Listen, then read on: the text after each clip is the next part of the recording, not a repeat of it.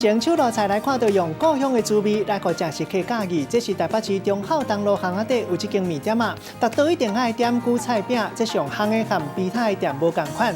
头家用的青韭菜拢特别香特别青，还佫掺米粉、豆干、鸡髀，另外还佫有鸡卵、香油这配料，用故乡江苏的手路，无掺油落去煎，吃起来韭菜饼袂油佫清香，带大家做伙来食看卖。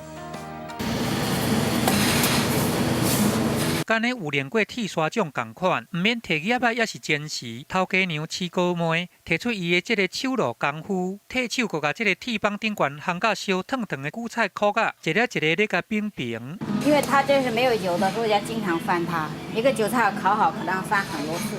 会烫吗？习惯了，会烫啊。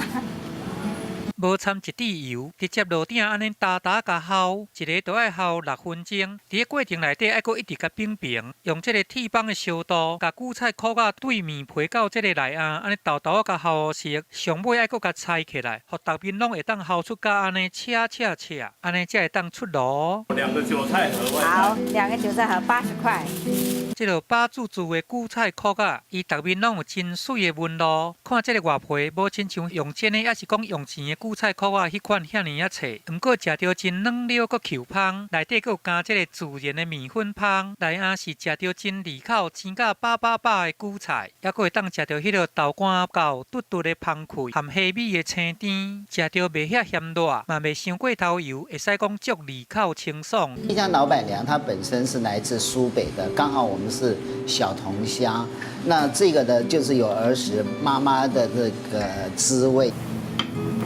为着要互人客食到好滋味的韭菜壳啊，食的拢是现硬现包的。对于软面脆硬皮到这个包啊，这小连续的动作，一捆鞋啊都爱甲做好势，上尾啊，搁爱用碗来过面皮，搁甲封口。这互咱真歹去想到讲，10多年前饲高妹过来咱台湾进前，伊根本都毋捌做过灶骹的工课。因为这边的老公的爷爷爱吃，他那时候嫁过来，他已经90岁了，对，就是跟他学。